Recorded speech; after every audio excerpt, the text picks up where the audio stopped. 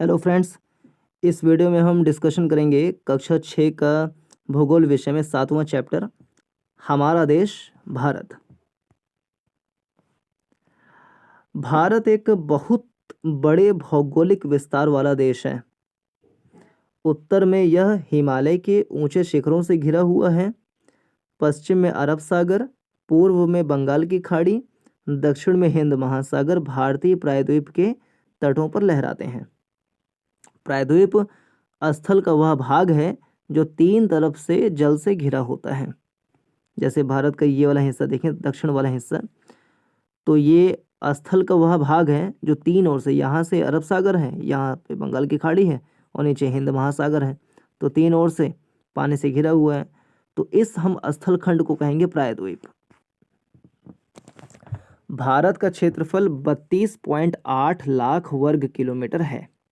Important fact, Bharat का क्षेत्रफल 32,87,263 वर्ग किलोमीटर है, या हम बोलें 32.8 लाख वर्ग किलोमीटर है, या मिलियन में बोलें तो 3.28 मिलियन वर्ग किलोमीटर है।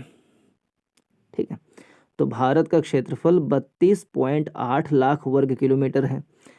उत्तर में लद्दाख से लेकर दक्षिण में कन्याकुमारी तक इसका विस्तार लगभग 3200 मीटर है। उत्तर से दक्षिण विस्तार 3214 किलोमीटर है। लगभग में 3200 राउंड ऑफ में कर दिया। पूर्व में अरुणाचल प्रदेश से लेकर पश्चिम में कच्छ तक इसका विस्तार लगभग 2900 किलोमीटर है।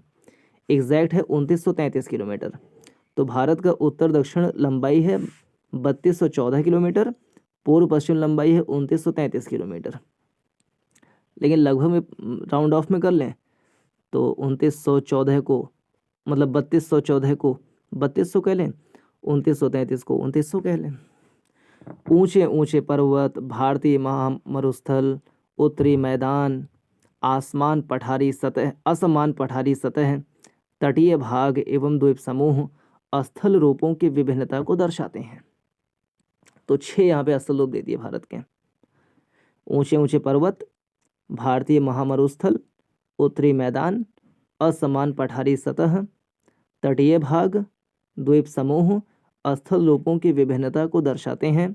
यहाँ जलवायु, वनस्पति, वन्य जीवों के साथ साथ भाषा एवं संस्कृति में भी बहुत भिन्नता है। इस भिन्नता में भी हम एकता को पाते हैं जो हमारी परंपराओं में दिखती है। यही कारण है कि हम एक राष्ट्र में बंधे हैं। 2011 से अब तक भारत की आबादी 120 करोड़ से अधिक हो चुकी है। यह चीन के बाद विश्व का दूसरा सबसे अधिक जनसंख्या वाला देश रहा था।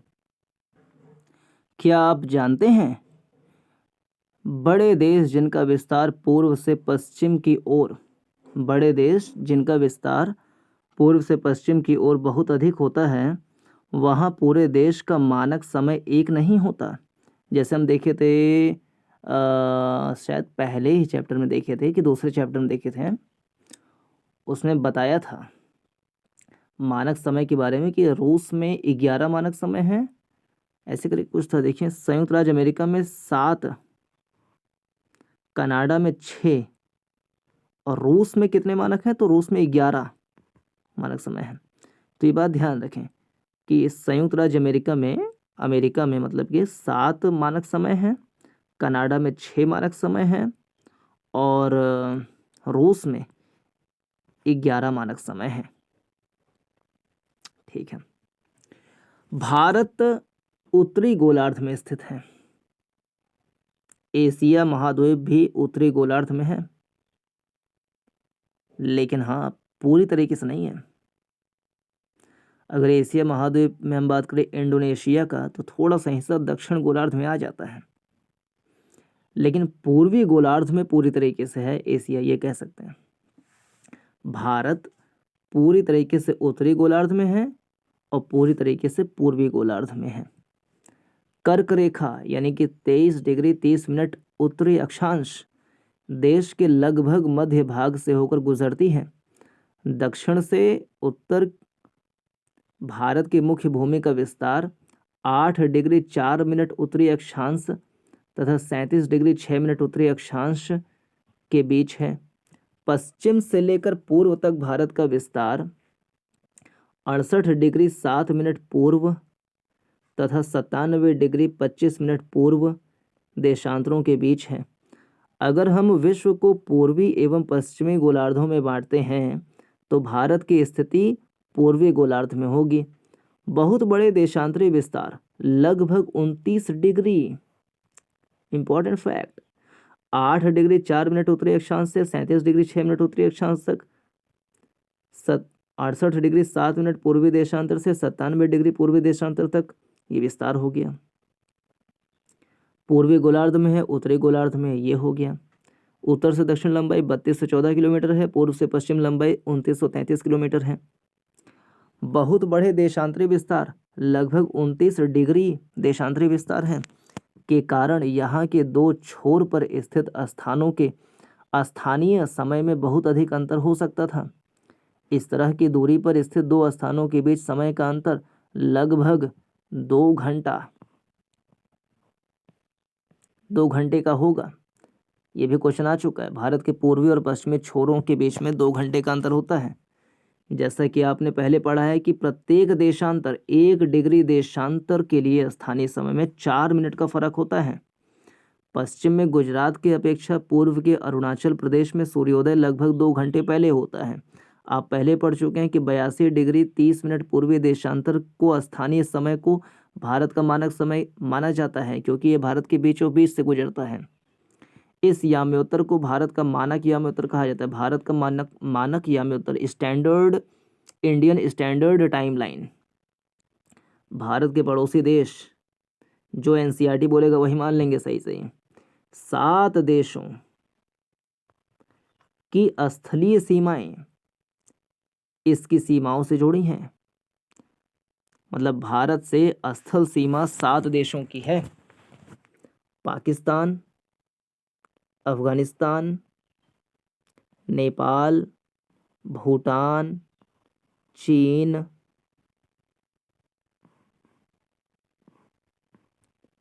म्यांमार, बांग्लादेश। अब बाकी दो जो हैं ये स्थलीय सीमा नहीं बनाती बल्कि जलीय सीमा बनाती हैं। मालदीव, श्रीलंका। भारत का राजनीतिक मानचित्र, इसको गौर करें तो उत्तर प्रदेश ऐसा राज्य है जो सबसे ज़्यादा राज्यों से सीमा साझा करता है। उत्तराखंड, हिमाचल प्रदेश, हरियाणा, राजस्थान, मध्य प्रदेश, छत्तीसगढ़, झारखंड, बिहार। और एक देश से सीमा साझा करता है, एक ही देश से सीमा साझा करता है, नेपाल।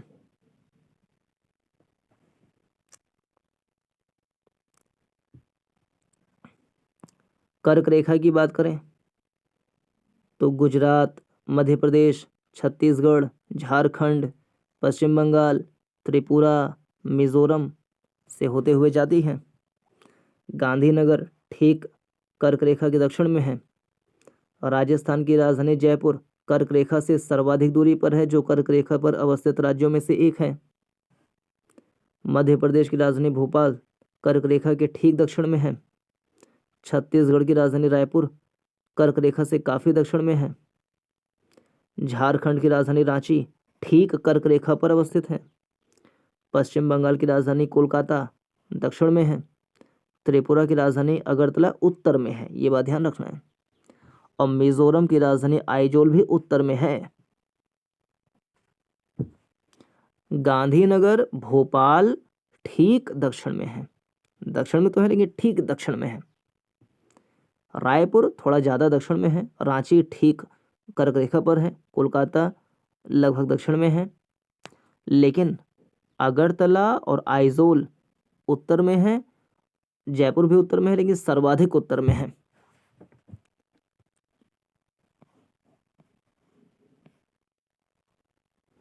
पुदुचेरी की बात करें तो 3 राज्यों में है। यनम के रूप में आंध्र प्रदेश में, पुदुचेरी और कराईकल के रूप में तमिलनाडु में, और माहे के रूप में केरल के पास। यानम पुदुचेरी का भाग है और यहाँ पुदुचेरी खुद और कराईकल।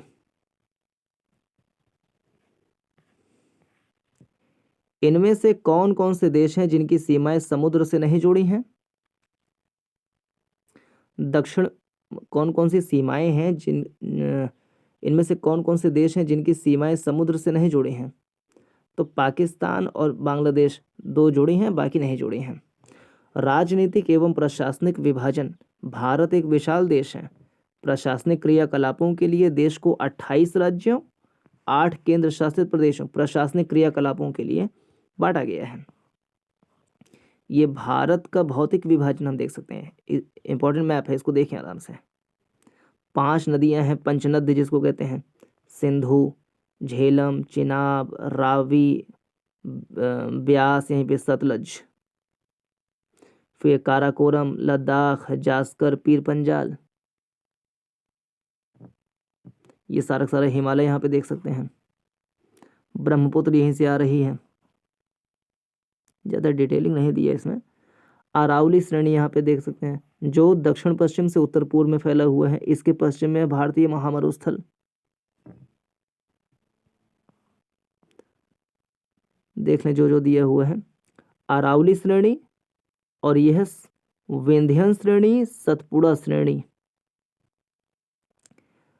तो जो मालवा का पठार है यहाँ पे, ये मालवा का पठार है, ये अरावली श्रेणी और विंध्यन श्रेणी के बीच में पड़ता है मालवा का पठार। फिर विंध्य श्रेणी और सतपुड़ा के बीच में बहती है नर्मदा। विंध्य और सतपुड़ा के बीच में नर्मदा, और सतपुड़ा और अजंता के बीच में तापी नदी बहती है, और यहाँ महानदी जा रही है। यहाँ पे पटकाई बूम, नागा,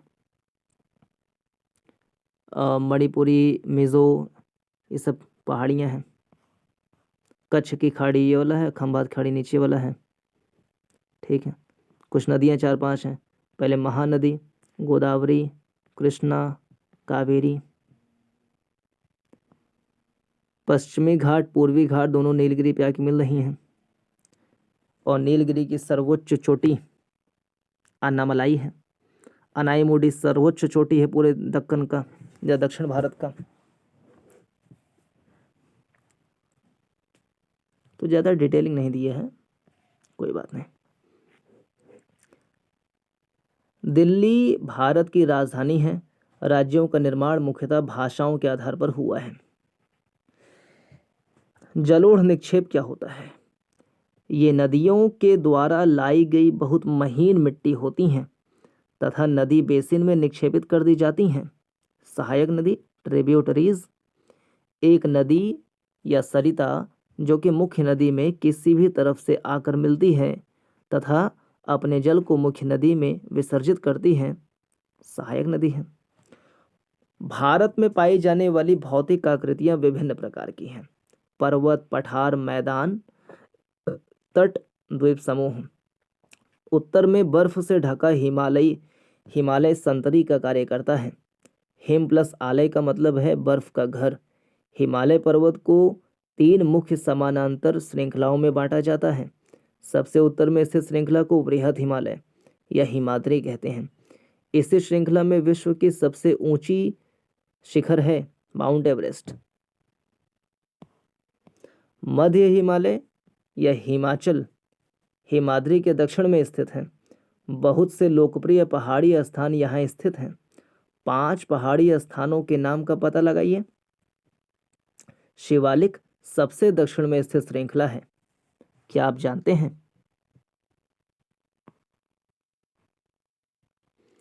गंगा एवं ब्रह्मपुत्र नदियां विश्व का सबसे बड़ा डेल्टा का निर्माण करती हैं, जिसे सुंदरबन डेल्टा कहते हैं। इसको Sundarban delta, Ganga delta, Bengal delta और गंगा ब्रह्मपुत्र का डेल्टा, पद्मा मेघना का डेल्टा, ये सब नाम इसके चलते हैं।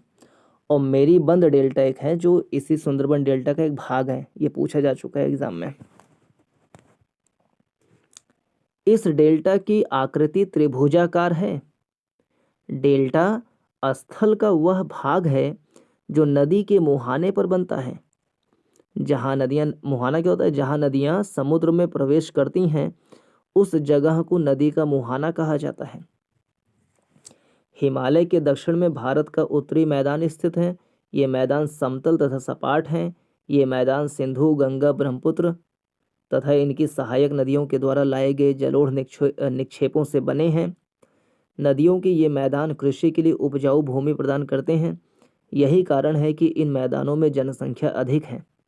भारत के पश्चिमी भाग में भारतीय महामरुस्थल स्थित है। यह शुष्क, गर्म तथा रेतीला स्थल है।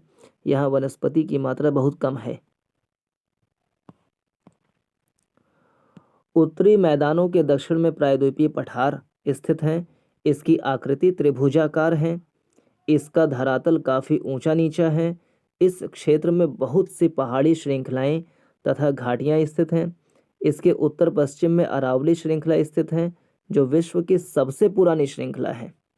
विंध्य एवं सतपुड़ा भी महत्वपूर्ण श्रृंखलाएं हैं और विंध्य और सतपुड़ा के बीच में पाया जाता है नर्मदा नदी, और अरावली और विंध्य के बीच में पाया जाता है मालवा का पठार।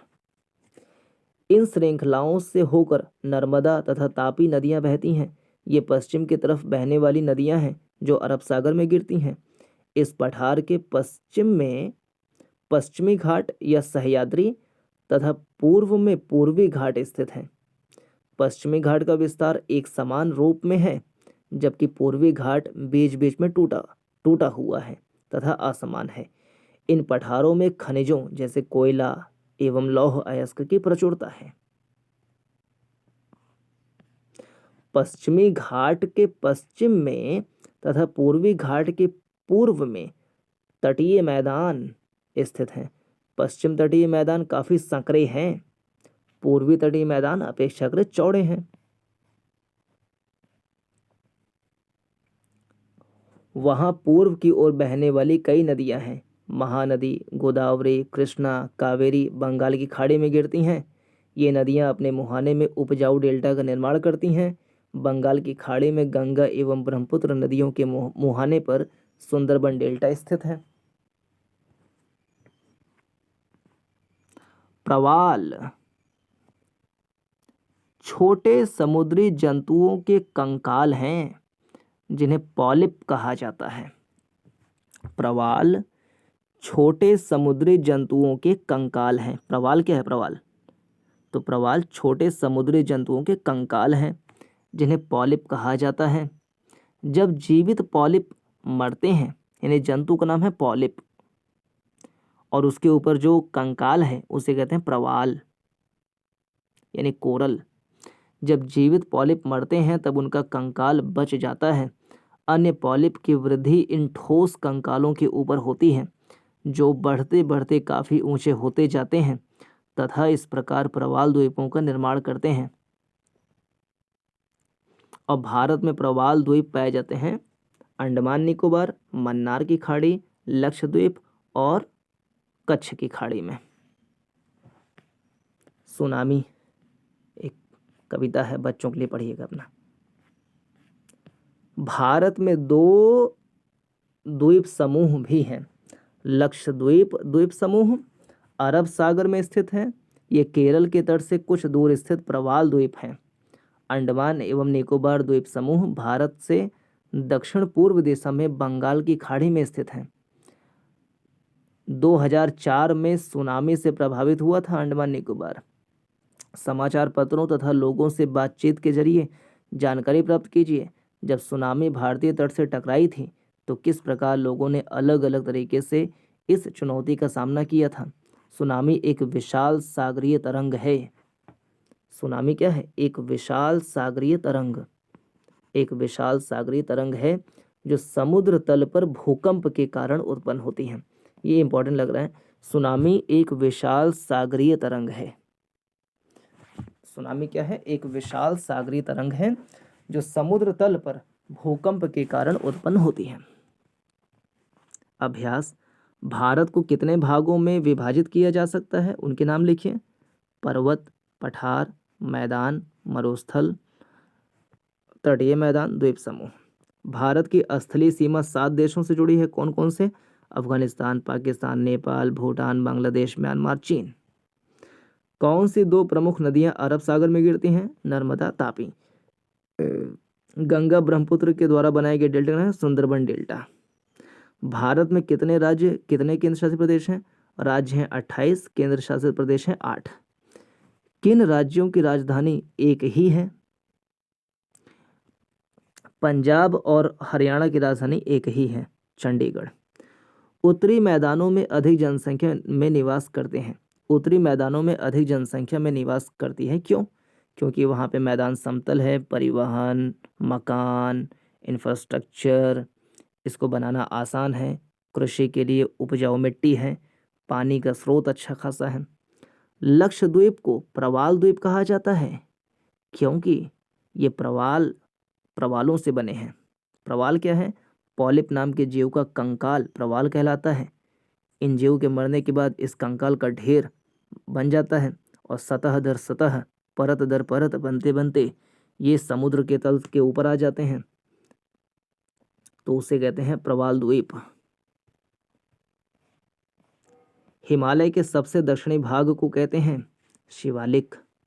सह्याद्री को अन्य किस नाम से जाना जाता है? पश्चिमी घाट। पाक जल संधि श्रीलंका और भारत को अलग करती है। भारत तथा श्रीलंका को अलग करती है। ठीक। अब भारत और मालदीव को अलग करती है 8 डिग्री चैनल। 8 डिग्री चैनल जो है वो हम कह लें कि एक द्वीप है, शायद मिनिकॉय करके द्वीप है। मिनिकॉय और मालदीव को अलग करती है 8 डिग्री चैनल, और लक्षद्वीप को मिनिकॉय से अलग करती है 9 डिग्री चैनल। ये मिनिकॉय है कि कोई और, इसको देख लीजिएगा। कोई एक द्वीप है लक्षद्वीप में है, मिनी द्वीप है कि मिनिकॉय, कुछ ऐसे मिनिकॉय शायद है। तो मिनिकॉय मालदीव के बीच में 8 डिग्री चैनल है, और मिनिकॉय और शेष लक्षद्वीप के बीच में 9 डिग्री चैनल है। अंडमान और निकोबार को अलग करती है 10 डिग्री चैनल। अंडमान में भी जो लिटिल अंडमान है और निकोबार में जो कार निकोबार है उसके बीच में है 10 डिग्री चैनल। ये चीज़ है। अरब सागर में स्थित भारतीय द्वीप समूह कौन सा है? अरब सागर में है लक्षद्वीप द्वीप समूह, और बंगाल की खाड़ी में है अंडमान निकोबार द्वीप समूह। भारत की सबसे पुरानी पर्वत श्रृंखला, बल्कि विश्व की सबसे पुरानी पर्वत श्रृंखला अरावली है। भारत का क्षेत्रफल लगभग 32.8 लाख वर्ग किलोमीटर है। महान हिमालय को हिमाद्री के नाम से भी जाना जाता है। नर्मदा नदी अरब सागर में गिरती है। कर्क रेखा भारत के लगभग मध्य से होकर गुजरने वाली अक्षांश रेखा है। तो इस वीडियो में इतना ही। पूरा देखने के लिए धन्यवाद। नमस्कार, जय हिंद।